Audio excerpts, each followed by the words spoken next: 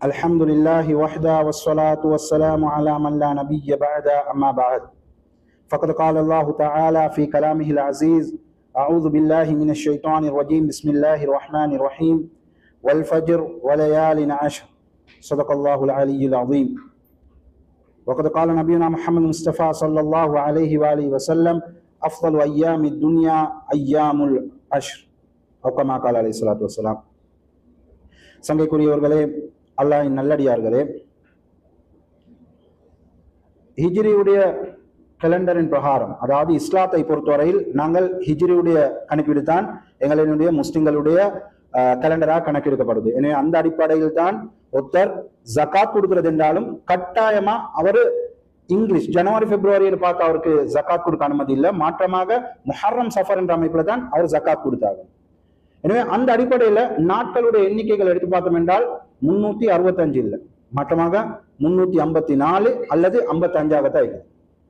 ஏனென்றால் இஸ்லாத்தை பொறுத்தவரை ஒன்று 29 அல்லது 30ஆகத்தான் வரப்போகுது. எனவே அந்த அடிப்படையில் பார்த்தோம் என்றால் ஒரு வருடத்துக்கு 354 அல்லது 55 நாட்கள் தான் இருக்கு. இந்த 354 55 நாட்களிலேயும் தற்பொழுது நாங்கள் இருக்கக்கூடிய நாட்கள் இருக்குது. இந்த நாட்கள் தான் உலகிலேயே மிக சிறந்த நாட்கள். உலகிலேயே மிக சிறந்த நாட்கள்.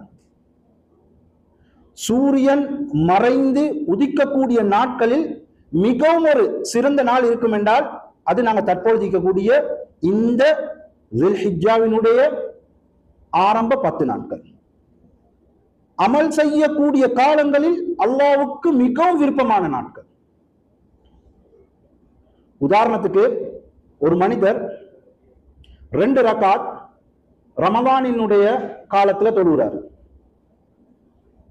இன்னொரு மனிதர் இந்த துல்ஹிஜ்ஜா மாதத்தினுடைய ஆரம்ப 10 நாள் 2 ரகாத் தொழுந்தால் இந்த 2 தொழுகையிலையும் மிக சிறந்தது அல்லாஹ்வுக்கு மிகவும் விருப்பமான தொழுகை எது என்று கேட்டால் எங்கள் அதிகமான பேர் சொல்லக்கூடும் ரமலான் மாதம். ரமலான் மாதம் என்றது எவ்வளவு உயர்தரமான மாதம். அந்த மாதத்தில் தொழக்கூடிய தொழுகைகள் தான், அந்த மாதத்தில் செய்யக்கூடிய அமல்கள் தான் மிக சிறந்தது. அதுதான் தெரிஞ்ச விஷயமேன்னு சொல்லுவோம். ஆனால் சங்கைக்குரியவர்களே, உண்மையிலேயே அல்லாஹ்வுக்கு மிகவும் விருப்பமும் மிகவும் சிறந்த 2 ரகாத் ரமலான்ல தொழுந்த 2 ரகாத் இல்ல, மாற்றமாக இந்த துல்ஹஜ் மாதத்தினுடைய, அதாவது அரபியினுடைய ஹிஜ்ரியினுடைய 12வது மாதத்தில் இந்த ஆரம்ப 10 நாட்களில் தொழக்கூடிய தொழுகை இதுதான் அல்லாஹ்வுக்கு மிகவும் விருப்பம், மிகவும் சிறந்த 2 ரகாத் என்ற தொழுகை. சுப்ஹானல்லாஹ். எங்களோட மக்கள் ரமலானுடைய மாதத்தை நாங்கள் எடுத்துக்கொண்டோம் என்றால் அதிகமான மக்கள் ரமலானுடைய மாதம் வரக்கூடிய நேரத்தில் சந்தோஷப்படுவோம். ரமலானுடைய மாதம் வருது, இபாதத் செய்யலாம், இபாதத் செய்யறதுக்கென்றே அமைக்கப்பட்ட ஒரு மாதம் அப்படின்னு சந்தோஷப்படுவோம். ஆனால் உலமாக்கள் கேட்கின்றார்கள், ரமலானுடைய மாதம் வருவதை பார்த்து சந்தோஷப்படக்கூடிய, அதனை வைத்து கொண்டாடக்கூடிய மக்கள் ஏன் இந்த துல்ஹஜ் மாதத்தினுடைய ஆரம்ப 10 நாட்கள் செய்கிறார்கள் இல்லை என்பதாக உலமாக்கள் கேட்கிறாங்க. காரணம் என்னென்றால் இந்த துல்ஹஜ் ஆரம்ப 10 நாட்கள் என்பது ரமலானினுடைய இறுதி 10 நாள். மற்ற ஆரம்ப 20 நாளை விடுங்க, இறுதி 10 நாள் என்றது எங்களுக்கு ரமலான் இறுதி 10 நாள் எவ்வளவு ஸ்பெஷலான 10 நாள். அந்த 10 நாளுடன் போட்டி போடக்கூடிய 10 நாள் ஆகி கருத்து வேற்றுமை மக்கள் எடுத்து துல்ஹஜ் இப்ப நாங்க ஈக்கக்கூடிய இந்த ஆரம்ப 10 நாட்கள் துல்ஹஜ்ஜுடைய ஆரம்ப 10 நாட்கள் சிறந்ததா அல்லது ரமலானுடைய இறுதி 10 நாட்கள் சிறந்ததா என்று உலமாக்களிடம் அன்று முதல் இன்று வரைக்கும் கருத்து வேற்றுமை கொண்டிருக்கிறது. இறுதியாக உலமாக்கள் ஒரு முடிவு வராங்க, இரவுகளுடைய நேரத்தில் ரமலானினுடைய இறுதி 10 நாள் சிறந்தது, பகல்களுடைய நேரத்தில் துல்ஹஜ்ஜினுடைய ஆரம்ப 10 நாள் சிறந்தது என்றார். ஏன்? ரமலானை பொறுத்தவரை இரவு 10 தான் லைலத்துல் கத்ர் இரவு, ഖൈറുம் மின் அல்ஃப் ஷஹர், 1000 மாதங்களை விட சிறந்த அந்த இரவு இருக்கிறதுனால உலமாக்கள் சொன்னாங்க இரவை வைத்து நாங்கள் முடிவு செய்வோம், ரமலானுடைய இறுதி 10 நாட்கள் சிறந்தது. பகல்களை வைத்து முடிவு செய்வோம், துல்ஹஜ்ஜினுடைய இந்த ஆரம்ப 10 நாட்கள் தான். ஏன்? இதுல யௌமுத் தர்வியா, ஹஜ்ஜாஜிகள் இஹ்ராம் கட்டுறதுக்காக முதலாவது இருக்கக்கூடிய நாள் யௌமுத் தர்வியா, தர்வியாவுடைய நாள் இருக்கின்றது. அதே போன்று அரஃபாவுடைய நாள் இருக்குது, அதே போல குர்பானிக்குரிய நாள் இருக்கின்றது. இன்னும் அதிகமான இபாதத்கள் இந்த 10 நாளில் இருக்கிறதுனால உலமாக்கள் சொல்றாங்க பகலுடைய கணிப்பீடில் இந்த துல்ஹஜ்ஜினுடைய ஆரம்ப 10 நாள் தான் சிறந்தது என்பதாக கூறுகின்றார். எங்களுடைய மக்கள்ல அதிகமான பேருக்கு இந்த ஆரம்ப 10 நாளை பத்தி பெருசா ஒரு விஷயமே தெரியாது. வளமையா தெரிஞ்சது என்னது? அரஃபாவுடைய நோன்பு வந்து அரஃபாவுடைய நோன்பு பிடிக்கணும், அடுத்த குர்பானி கொடுக்குறவங்க குர்பானி கொடுப்பாங்க, ஹஜ்ஜிக்கு போறவங்க ஹஜ்ஜி போவாங்க, அவ்வளவுதான். ஆனால் இந்த 10 நாள், ஆரம்ப 10 நாள் என்றது வெறுமனே ஹஜ்ஜாஜிகளுக்கு மாத்திரமோ, வெறுமனையே குர்பானி கொடுக்கக்கூடியவர்களுக்கு மாத்திரமோ, வெறுமனே அரஃபாவுடைய தினத்தை மாத்திரம் கொண்டு இபாதத் செய்வது மாத்திரமோ சிறப்புப்படுத்தப்பட்டதில்லை. இந்த துல்ஹிஜ்ஜாவுடைய ஆரம்ப நாளில் இருந்து துல்காதா அதாவது அரபியினுடைய 11வது மாதத்தினுடைய பிற கடைசி பிற, அதாவது அந்த பிற முடிஞ்சு துல்ஹிஜ்ஜாவுடைய பிற கண்டத்துல இருந்தே இந்த நாளினுடைய சிறப்பு ஆரம்பிக்கப்படுது. இந்த நாளினுடைய சிறப்பு ஆரம்பிக்கப்படுது. இதனால தான் நபி ஸல்லல்லாஹு அலைஹி வஸல்லம் அவர்கள் கூறினார்கள், அஃதலு அய்யாமி துன்யா, துன்யாவில் இருக்கக்கூடிய காலங்களில், அதாவது ஹிஜ்ரியுடைய கலண்டரின் பிரகாரம் 354 55 நாட்களில் மிக சிறந்த நாள் தான் ஐயாமுல் அஷர், இந்த துல்ஹிஜ்ஜாவினுடைய ஆரம்ப 10 நாட்கள். அல்லாஹ் தஆலா பொதுவா குர்ஆன்ல நாங்க பார்த்திப்போம், சத்தியம் செய்யறத கேட்டிப்போம். நீங்கள் குர்ஆன்ல ஓதக்கூடிய நேரத்தில் தர்ஜமா பார்க்கணும். வல் அஸ்ர், காலத்தின் மீது சத்தியமாக, வஷம், சூரியன் மீது சத்தியமாக, வல் கமர், சந்திரன் மீது சத்தியமாக. எந்த அளவுக்கு வல்ல ஆதியாத் என்று அல்லாஹ் தஆலா ஓடக்கூடிய யுத்தத்துக்கு பார்க்கக்கூடிய குஜராத்தின் மீதும் சத்தியம் செய்திருக்கிறான். அல்லாஹ் தஆலா சாதாரணமா ஒரு விஷயத்தின் மீது சத்தியம் செய்யறான் என்றால், ஏன் அதனை சத்தியம் செய்வான் என்றால், அந்த சத்தியத்தின் மூலமாக அந்த விஷயத்தினுடைய மகத்துவத்தை எடுத்து காட்டுவதற்காக. அல்லாஹ் தஆலா சும்மா சத்தியம் செய்ய மாட்டான். அல்லாஹ் தஆலா எதன் மீது சத்தியம் செய்யறானோ நிச்சயமா அதுக்கு ஒரு மிகப்பெரிய மகத்துவம் மிக்க, அதனால தான் அல்லாஹ் தஆலா அதன் மீது சத்தியம் செய்வான். அல்லாஹ் தஆலா அப்படித்தான் இந்த துல்ஹிஜ்ஜாவினுடைய ஆரம்ப 10 நாள் மீதும் சத்தியம் செய்கின்றான். சூரத்துல் ஃபஜ்ரில் அல்லாஹ் தஆலா கூறுகின்றான், வல் ஃபஜ்ர், ஃபஜ்ரின் மீது சத்தியமாக, அதிகாலையின் மீது சத்தியமாக, வலயாலின் அஷ்ர், 10 நாட்களின் மீது சத்தியமாக சொல்றான். அல்லாஹ் தஆலா சொல்லல துல்ஹிஜ்ஜாவினுடைய ஆரம்ப 10 நாள் சொல்லல, 10 நாட்கள் என்ற விஷயத்தை அல்லாஹ் தஆலா சொல்றான். உலமாக்களிடத்தில் இந்த 10 நாட்கள் என்றது எதுல என்ற கருத்துவேற்றம் இருந்தாலும், ரயீசுல் முஃபஸ்ஸிரீன், தஃப்சீர் கலையினுடைய ரயீஸ், மிகப்பெரிய முதீர், மிகப்பெரிய மேதை என்று சொல்லப்படக்கூடிய ஹஸ்ரத் இப்னு அப்பாஸ் ரலியல்லாஹு அன்ஹு அவங்களுடைய கருத்து, இந்த ஆரம்ப 10 நாள் என்ற அல்லாஹ் தஆலா 10 நாள் மீது சத்தியம் செய்தல் என்றால் என்னது? அது இந்த துல்ஹிஜ்ஜாவினுடைய ஆரம்ப 10 நாட்கள் என்பதாக ஹஸ்ரத் இப்னு அப்பாஸ் ரலியல்லாஹு அன்ஹு கூறுகிறார். இன்னும் நபி ஸல்லல்லாஹு அலைஹி வஸல்லம் அவர்கள் ஒரு ஹதீஸில் கூறி காட்டினார்கள், மா மின் அய்யாமின் அல் அமலு ஸாலிஹு ஃபீஹா அஹப்பு இலல்லாஹி மின் ஹாதல் அஷ்ர், அமல் செய்யக்கூடிய காலங்களில் அல்லாஹ்வுக்கு மிகவும் விருப்பமான காலம் என்ன என்றால் அது இந்த ஆரம்ப 10 நாட்கள் என்பதாக நபி ஸல்லல்லாஹு அலைஹி வஸல்லம் சஹாபாக்கள் எடுத்துக்கொண்டாங்க. சஹாபாக்களுக்கெல்லாம் ஷாக், அமல் செய்யக்கூடிய காலங்கள் அவ்வளவு முக்கியத்துவத்தை அல்லாஹ் தஆலா இந்த ஆரம்ப 10 நாளுக்கு கொடுக்குறானா?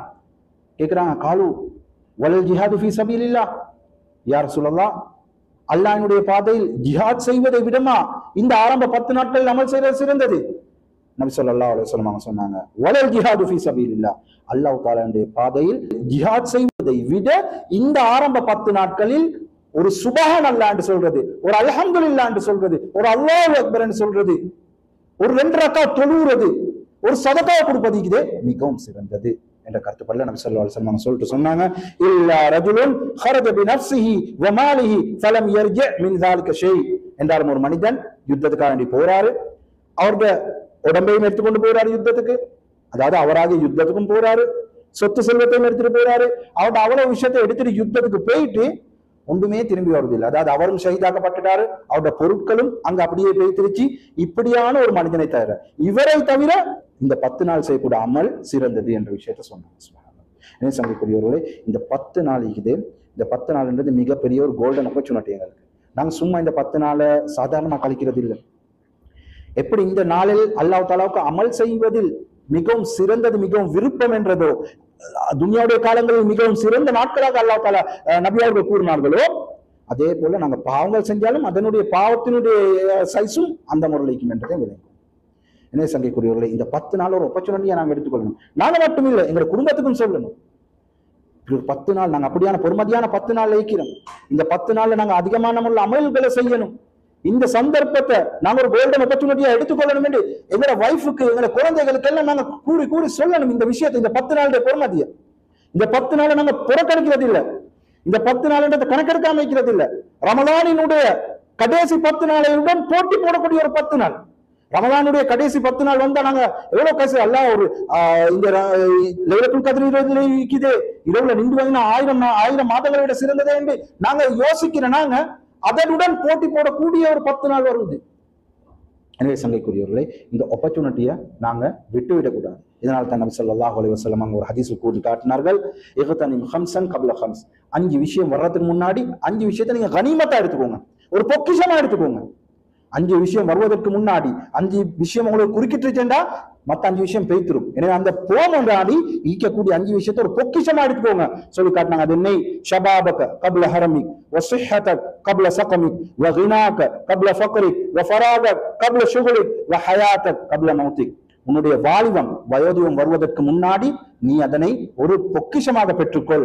உன்னுடைய சிஹத், உன்னுடைய ஹெல்த் நல்ல நிலைமையில் இருக்குது என்றால் நீ நோயாளியாகுவதற்கு முன்னாடி, நீ பலவீனமாகுவதற்கு முன்னாடி அதனை ஒரு ஆப்பர்ச்சுனிட்டியாக, ஒரு மிகப்பெரிய பொக்கிஷமாக எடுத்துக்கொள். அதே போன்று உன்னுடைய சொத்து செல்வத்துடன் இருக்கிறாய், நல்ல வசதி வாய்ப்பா இருக்கிறாய். எனவே நீ வசதி வாய்ப்பாக உன்னுடைய வசதி உன்னை விட்டு போறதுக்கு முன்னாடி, உனக்கு வறுமை வந்து அடைவதற்கு முன்னாடி நீ உன்னுடைய வசதி வாய்ப்பை பிரயோஜனமாக கழித்துக்கொள், பிரயோஜனப்படுத்திக்கொள். அதே போன்று உன்னுடைய ஓய்வு நேரம், நீ பிஸி இல்லாம ஒரு சாதாரண ஓய்வாக இருக்கிறாய், நல்ல ஒரு ஓய்வு பெற்றவனா இருக்கிறாய். நீ பிஸி ஆகுறதுக்கு முன்னாடி வாழ்க்கையில நீ மஷ்கூலாகி உன்னை வாழ்க்கை ஃபுல்லா பிஸியாக ஒரு டைமே இல்லைன்ற நிலைமை வர முன்னாடி உனக்கு கிடைக்கக்கூடிய ரெஸ்ட் டைம்களை, உனக்கு கிடைக்கக்கூடிய ஓய்வு நேரங்களை நீ பிரயோசனப்படுத்திக்கொள், ஒரு கனிமத்தாக பெற்றுக்கொள். அதே போல சொன்னாங்க நபி ஸல்லல்லாஹு இறுதியாக ஹயாத்த கப்ல மௌத்.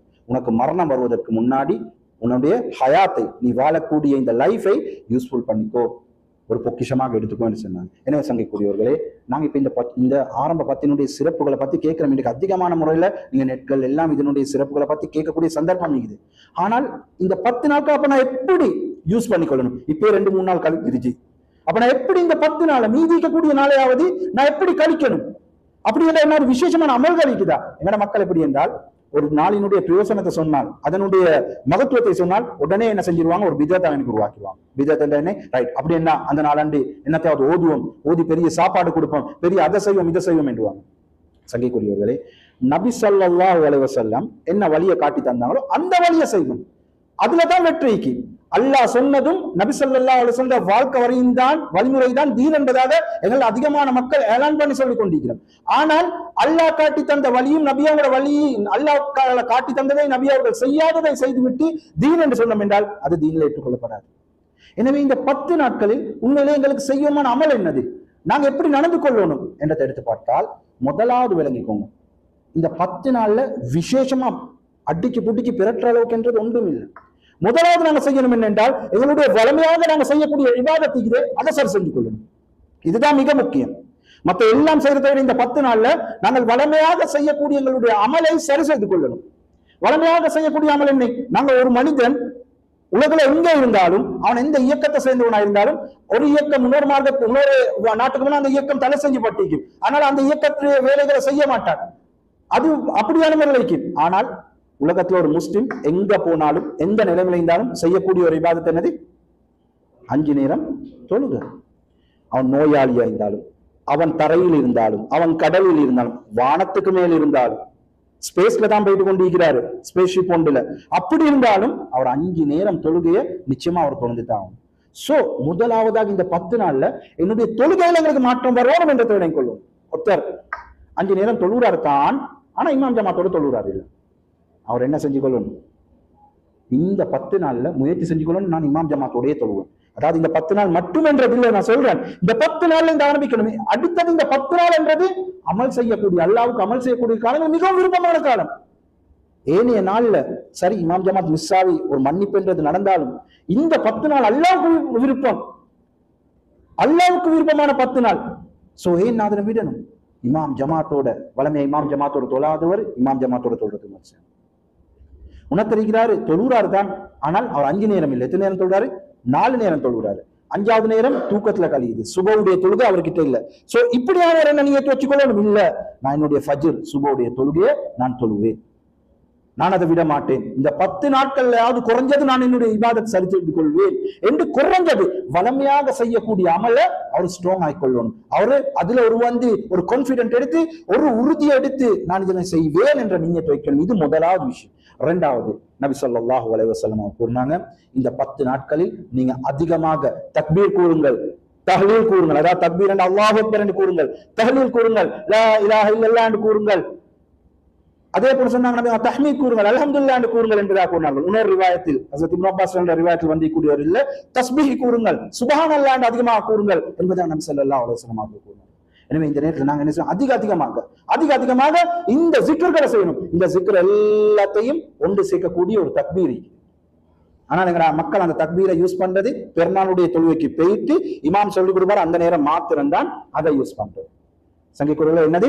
அல்லாஹு அக்பர் அல்லாஹு அக்பர் அல்லாஹு அக்பர் லா இலாஹ இல்லல்லாஹு அல்லாஹு அக்பர் அல்லாஹு அக்பர் வலில்லாஹில் ஹம்த் என்ற இந்த தக்பீர்கள் இருக்குது.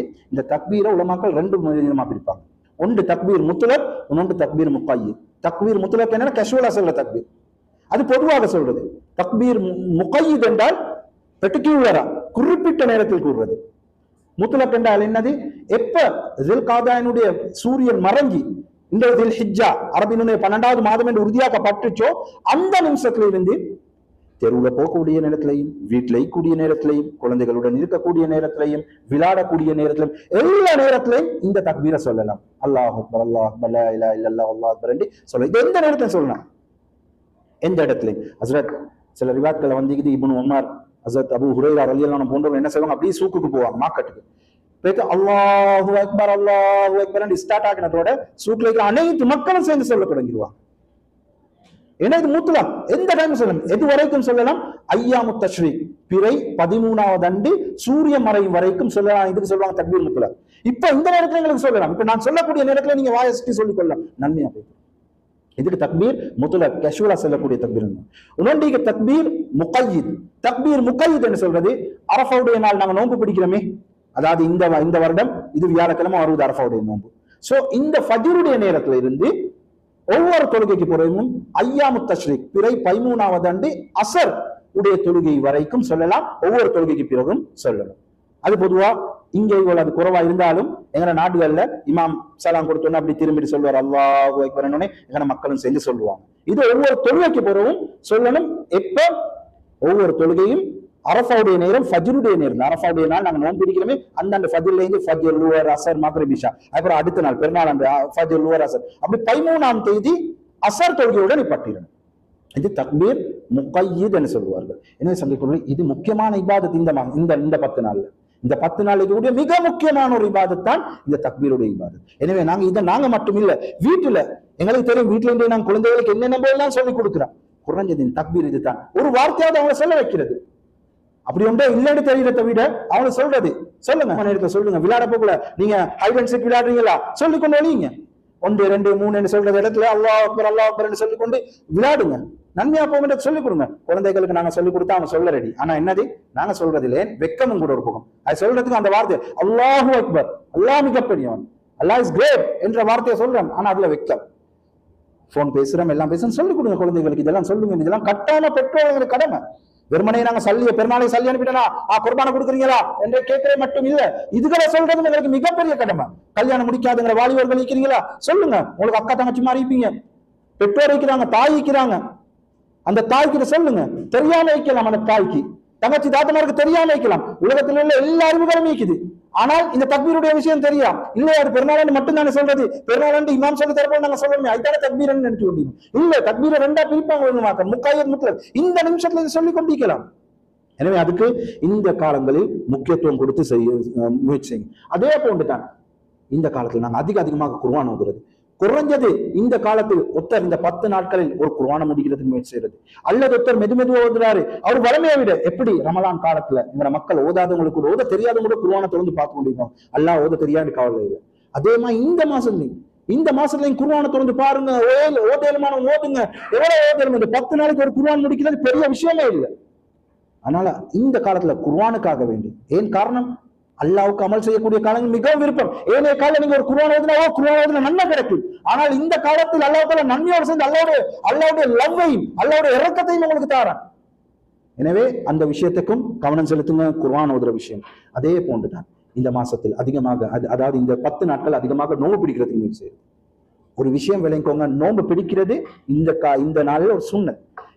அதாவது ரிவாயத் 2 விதமான ரிவாயத் வருது. ஹப்ஸா ரலியல்லாஹு அன்ஹா அவங்க சொல்றாங்க, நபி ஸல்லல்லாஹு அலைஹி வஸல்லம் 4 விஷயத்தை விட்டதே கிடையாது என்றாங்க. 4 விஷயத்தை கூறுறாங்க. அதுல ஒரு விஷயம் தான் இந்த துல்ஹிஜ்ஜாவினுடைய ஆரம்ப 10 நாட்களில் நபி அவங்க நோன்பை விட்டதே கிடையாது, அதாவது பிடிச்சுதான் இருக்கிறாங்க. ஆயிஷா ரலியல்லாஹு அன்ஹா சொல்றாங்க, நபி ஸல்லல்லாஹு அலைஹி வஸல்லம் அவங்க இந்த ஆரம்ப 10 நாட்கள் நோன்பு பிடிச்சதே கிடையாது. இப்ப ரெண்டு மனைவி, ஹப்ஸா மனைவி, ஆயிஷா மனைவி ரலியல்லாஹு அன்ஹுமா. ஆனாலும் 2 விதமான கருத்து வருது. உலமாக்கள் 2 ஒன்று சேர்த்து சொல்றாங்க, நபி ஸல்லல்லாஹு அலைஹி வஸல்லம் நோன்பு பிடிச்சிப்பாங்க, ஆனா ஆயிஷா ரலியல்லாஹு அன்ஹா கண்டிக்கிறாங்க. ஏன்னா நோன்பு என்றது நான் நோம்பு சொல்லி கொண்டு போறது இல்லை. அல்லது நபி அவங்க ஹப்ஸா ரலியல்லாஹு அன்ஹா அவங்கள்ட்ட போகக்கூடிய, அவங்க டேர்ன் வரக்கூடிய நேரத்தில் நோன்பு பிடிச்சு இருப்பாங்க. ஆயிஷா ரலியல்லாஹு அன்ஹா வரக்கூடிய நேரத்தில் நோன்பு இல்லாம இருப்பாங்க. அதனால ஹப்ஸா ரலியல்லாஹு அன்ஹா இப்படி சொல்றாங்க, ஆயிஷா ரலியல்லாஹு அன்ஹா இப்படி சொல்றாங்க. எனவே இதை எப்படி எடுத்து பார்த்தாலும் இந்த ஆரம்ப 10 நாட்கள் நோன்பு பிடிப்பது ஒரு சுன்னத். ஆனால் நோன்பு பிடிப்பது மாத்திரம் அமல் கிடையாது. நல்லா எனக்கு நான் இப்ப சொல்ற எல்லாமே தானே அமலுடைய, நோம்பு அதில் ஒரு அமல் தான். எங்க மக்கள் என்ன செய்யறது, இப்ப சம்மர் சீசனும் கூட அதிகமான வெயிலாகவும் இருக்குது. எங்க மக்கள் நோம்பை மட்டும் பிடிச்சிட்டு டைமுக்கு நல்லா தூங்குவோம் என்று தூங்கினா அது பிரயோஜனம் இல்லை. அதை விட நோம்பு பிடிக்காம ஏனே அமல்கள் செய்யறது சிறந்தது. ஒருத்தர் நோம்பு பிடிச்சேன்ற பேர்ல அப்படியே தூக்கத்துல கழிக்கிறாரு, தொழுக போறது இல்ல, ஒன்றும் இல்ல, அங்கனிக்க தொழுகிற அங்கனிக்கு மட்டுமா இஃப்தாருடைய நேரம் வந்துருச்சு, இஃப்தார் செஞ்சுட்டார் என்றால், ஆனா இந்த ஆரம்ப 10 நாள் நோன்பு பிடிச்சேன் சுப்ஹானல்லாஹ் எவ்வளவு பெரிய பாக்கியம் என்று சொல்றதை விட நீங்க நோன்பு பிடிக்கல, ஆனால் என்ன செய்றீங்க, இபாதத் செய்றீங்க, டைமுக்கு பள்ளிக்கு போறீங்க, தொழுவுறீங்க, ஜிக்ர் செய்றீங்க, தஸ்பீஹ் செய்றீங்க, தக்பீர் சொல்றீங்க, தஹ்லீல் சொல்றீங்க, தஹ்மீத் செய்றீங்க, குர்ஆன் ஓதுறீங்க, இது மிகவும் சிறந்தது. எனவே எங்களை கஷ்டப்படுத்திக் கொள்ளாம சம்மர் சீசன் ஆகி நோன்பு பிடிக்கணுமா நோன்பு பிடிச்சு கொள்றது. அப்படி நோன்பு பிடிக்கக்கூடிய சந்தர்ப்பம் இல்லையா, நோன்பு பிடிக்கணுமா டயர்ட் ஏற்படுமா, ஏனைய இபாதத்துகளை செய்யறது. ஆனாலும் சுன்னத் முஅக்கதாவான ஒரு நோன்பு தான் அரஃபாவுடைய நாளுடைய நோன்பு. அதை கட்டாயம் எல்லாம் பிடிக்க முயற்சி செய்தது. அது இந்த வருடம் வரக்கூடிய வியாழக்கிழமை எங்க சவுதி கல்ஃப் கண்ட்ரிகளை பொறுத்து வருது, ஸ்ரீலங்காவை பொறுத்தவரை வெள்ளிக்கிழமை வருது, ஸ்ரீலங்கா இந்தியாவை பொறுத்தவரை. சோ இந்த நோம்பு நாம பிடிச்சு கொள்றது, இந்த நோம்பு கட்டாயம் பிடிக்கணும். இது ஒரு சுன்னத் முஅக்கதான நோம்பு. நபி ஸல்லல்லாஹு அலைஹி வஸல்லம் அஹ்தஸிபு அலல்லாஹி ஐ யுகஃபிர ஸனத்தல்லதி கப்ல வஸனத்தல்லதி பஅத சொன்னார்கள், 2 வருட பாவம் மன்னிக்கப்படுவதை நான் அல்லாஹ் இடத்தில் ஆதரவிக்கின்றேன். அரஃபாவுடைய நோம்பு மூலமாக 2 வருட பாவம். நாங்க இப்ப 1446 இருக்கிறோம். நபி அவங்க சனத்தல்லதி கப்ல 1445 எங்களுக்கு ஏற்பட்ட பாவத்தை நல்லா மன்னிக்கிறான். வஸ்ஸனத்தல்லதி பாத 1447வது வருடத்தில் நடக்கக்கூடிய பாவத்தை அல்லாஹ் தஆலா மன்னிக்கின்றான் என்ற விடயத்தை நபி ஸல்லல்லாஹு அலைஹி வஸல்லம் அவர்கள் கூறினார்கள். என்றால் அரஃபாவுடைய தினம் என்றது அவ்வளவு முக்கியமான தினம். இந்த அரஃபாவுடைய தினத்தில் நோன்பு பிடிப்பது ஹஜ்ஜாஜிகளுக்கு ஆறாம் என்று அவங்க அமல் வேறு. அல்லாஹ் தஆலா இந்த அரஃபாவுடைய நாளில் மக்களை நரகத்திலிருந்து விடுவிப்பதை போன்று வேற எந்த ஒரு நாட்களிலும் அல்லாஹ் தஆலா விடுவிக்கிறான் இல்ல. ஷைத்தான் இதன் காரணமாக தலையில மண்ணை போட்டுக்கொண்டு அழுவான். ஏன்னா ஷைத்தானுடைய பர்பஸ் நோக்கமே என்னது, மக்கள் எல்லாத்தையும் நரகத்துக்கு அனுப்பணும், எப்படியாவது அவன் கூட்டாளியாகி மக்களை நரகத்துக்கு அனுப்பணும். ஆனால் இந்த இடத்துல ஷைத்தானுக்கு என்ன நடக்குது என்றால் எந்த ஒன்றும் செஞ்சு கொள்ள அல்லாஹ் தஆலா நரகத்துக்கு கட்டாயமான மக்களை இந்த நாளில் அல்லாஹ் தஆலா நரகத்திலிருந்து விடுவிக்கின்றான். அதனால ஷைத்தான் தலையில மண்ணவாரி போட்டுக்கொண்டு அழக்கூடியவன் ஆகின்றான். எனவே இந்த அரஃபாவுடைய நோன்பை நாங்க விசேஷமா அந்தாண்டு பிடிக்கிறதுக்கு முயற்சி, அது வியாழக்கிழமை வருது. எனவே 2 சுன்னத், அரஃபாவுடைய நோன்பு என்ற சுன்னத்தும் எங்களுக்கு கிடைக்கும், வியாழக்கிழமை நோன்பு பிடிச்ச சுன்னத்துடைய நன்மையும் கிடைக்கக்கூடியதாகும். அதே போன்று இந்த அரஃபாவுடைய நோன்பு அண்டு நாங்க அதிகமான முறையில் அல்லாஹ் இடத்துல துஆ கேட்கணும். அஃலலு துஆஇ துஆஉ யௌமி அரஃபா. நபி அவங்க சொன்னாங்க, துஆக்களில் நீங்க கேட்கறீங்க அல்லாஹ் இடத்தில் துஆக்கள் அல்லது நீங்க ஓதக்கூடிய துஆக்களில் மிக சிறந்த துஆ இது தெரியுமா, அரஃபாவுடைய நாள் கேட்கக்கூடிய துஆ. எனவேதான் அரஃபாவுடைய நாள்ல பாத்தீங்கன்னா ஹஜ்ஜாஜிகளுக்கு அரஃபாவுடைய நாள் ஹஜ்ஜாஜிகளுக்கு அதுல விசேஷமான அமல் என்று பெருசா ஒன்றும் இல்லை. ஏன்னா அவங்க என்ன தெரியுமா செய்வாங்க, லூருடைய தொழுகையும் அசருடைய தொழுகையும் முற்படுத்தி, அதாவது அசருடைய தொழுகை லூருடைய தொழுகையோடு சேர்த்து முற்படுத்தி ஒரு அசான் 2 இக்காமத்தோட, அதாவது 1 மணி ஆகும் அவங்க நாளைக்கு இபாதத் முடியும். அதுக்கு பிறகு அதாவது அதுக்கு முன்னாடி ஒரு குத்துபா செய்வாங்க, அப்புறம் லூருடைய தொழுகையும் அசருடைய சுருக்கி 2 ரக்காத்தாக அரஃபாவுடைய நாளை தொழுவாங்க. ஹஜ்ஜாஜிகள் அமல் அவ்வளவுதான். அதுக்கு பிறகு அவங்களுக்கு இருக்கக்கூடிய மிக முக்கியமான அமல் என்ன தெரியுமா, துஆ. வேற ஒன்றும் இல்லை, வேற பயான் கூட செய்ய மாட்டாங்க. பயான் கேள் ஒன்றும் இல்லை. அரஃபாவுடைய ஹஜ்ஜுக்கு போனவங்களுக்கு தெரியும், அரஃபாவுடைய நாள்ல ஒவ்வொரு அசரை 2 ரக்காத், அப்ப அசருடைய நேரத்துல கூட ஒன்றும் இல்லை, அசரே தொழுதே இல்லை, அவங்க நேரத்தோட தொழுந்துட்டாங்க. அதுக்கு பிறகு தனி துஆ தான் நிக்குது. ஹஜ்ஜாஜிகளுக்கே அரஃபாவுடைய நாள் வைக்கக்கூடிய மிகப்பெரிய அமல் துஆ தான். சோ நாங்கள் என்ன செஞ்சு கொள்றது, இந்த துஆக்கள் அந்த அரஃபாவுடைய நாள் வந்துருச்சுன்னா அதிகமான முறையில் துஆக்களை செய்து கொள்றதுக்கு முயற்சி செய்வது. அதே போன்றுதான் இந்த நாட்கள் இருக்கக்கூடிய இன்னொரு மிக முக்கியமான அமல் தான் உதஹியா கொடுக்கிறது. உதஹியா நாங்கள் சொல்லும் குர்பானி கொடுக்கிறது. இந்த குர்பானி கொடுக்கிறது மிக முக்கியமான அமல். குர்பானி என்று சொல்லக்கூடிய நேரத்துல ஆடு, மாடு, ஒட்டகங்கள் இந்த 3ல ஏதாவது ஒன்று கொடுக்கலாம். ஆடு கொடுக்குறேன்னா ஒருத்தர் தன்னஃபரா கொடுக்கலாம், மாடு ஒட்டங்களுடைய விஷயத்துல 7 நபர் வரைக்கும் சேர்ந்து பங்கு பிரிச்சு கொடுக்கக்கூடிய சந்தர்ப்பம் இருக்குது. இதை எப்ப கொடுப்பாங்க?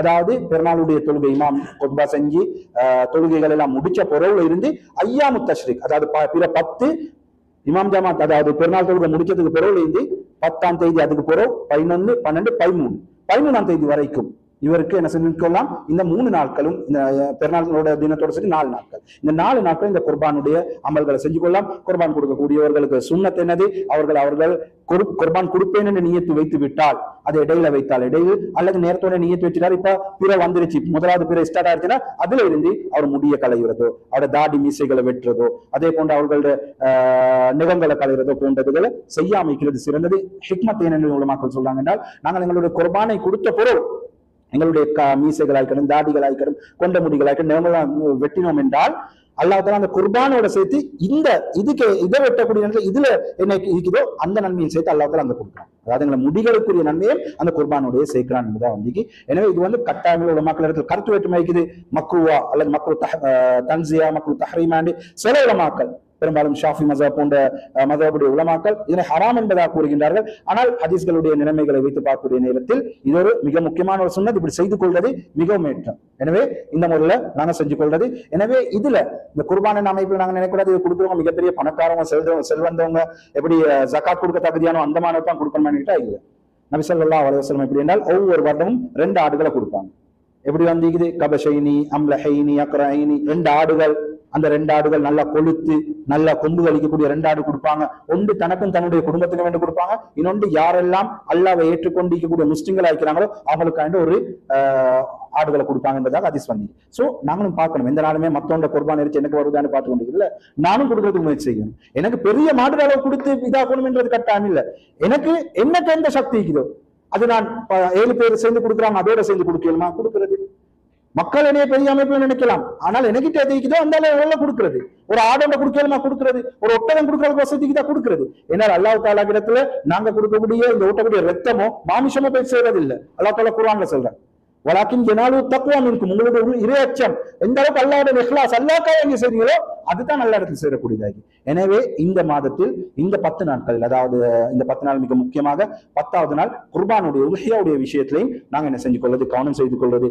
இறுதியாக மிக முக்கியமான விஷயம், இவர்கள் அதிகமானவற்றை வைக்கக்கூடிய மிகப்பெரிய குறைபாடு தான் குடும்ப உறவினர்களை சேர்ந்து நடக்காம இருக்கிறது. குடும்ப உறவினர்களை துண்டித்து நடக்குது. நபி அவங்க சொன்னாங்க, சொல் மன் கதஅத் வஅஃபு அம்மன் ஸலமக், யார் உங்களை துண்டித்து நடக்கிறாரோ அவருடன் சேர்ந்து நடுவுங்க. உங்களை துண்டிக்கிறாரோ, உங்களை வெறுக்கிறாங்களோ அவங்களை மன்னிச்சிருங்க நபி அவங்க சொன்னாங்க. எனவே என்ன செஞ்சு கொள்றது, குடும்ப உறவினர்களிடத்துல மிக முக்கியமான விஷயம் ஒத்துமையா. நாங்க யாரும் இல்லை யோசிக்கிறேன், நான் வயசுல கூட என் தம்பி தான் என்கிட்ட வந்து பேசணும் அப்படி யோசிக்குவாங்க.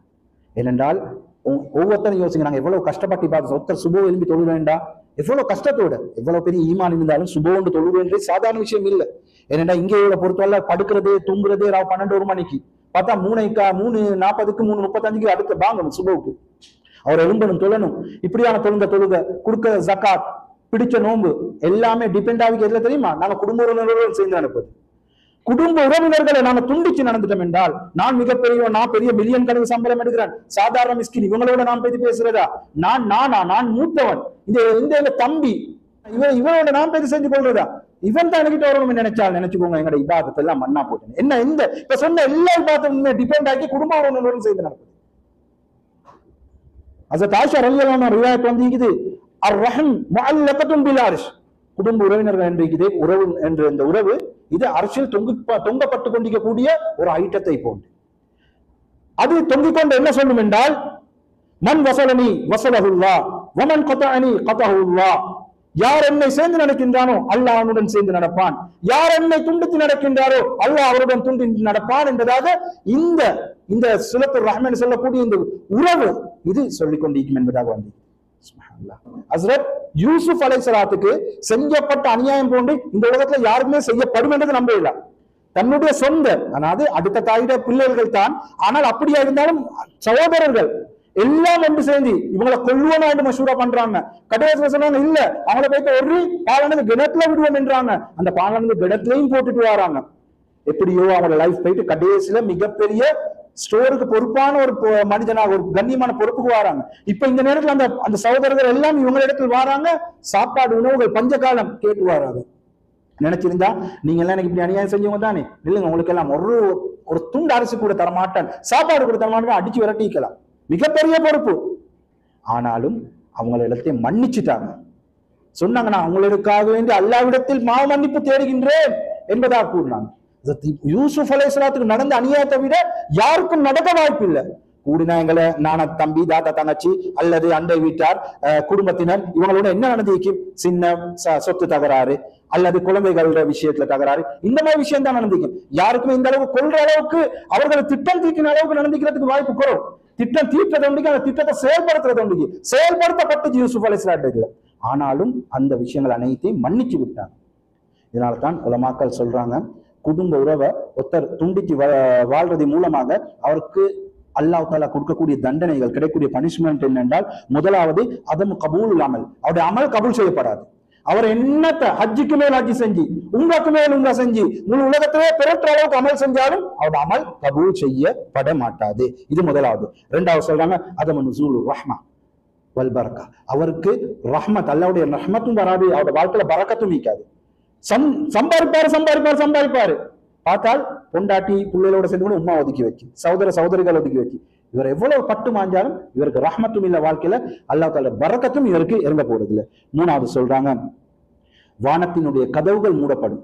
இவர் அல்லாஹ்விடத்தில் யா அல்லாஹ் என்னுடைய பாவத்தை மன்னி யா அல்லாஹ் என்று நோம்பு பிடிச்சு கொண்டு துவா கேட்பார். அரஃபாவுடைய மைதானத்துல இருந்து கேட்பாரு.